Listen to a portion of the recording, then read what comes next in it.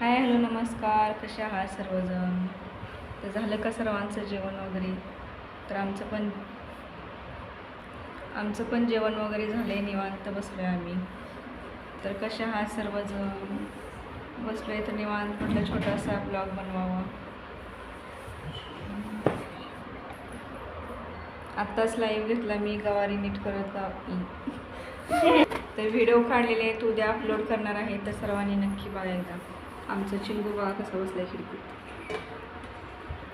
दिसतोय का? मस्त बसतो असा छान.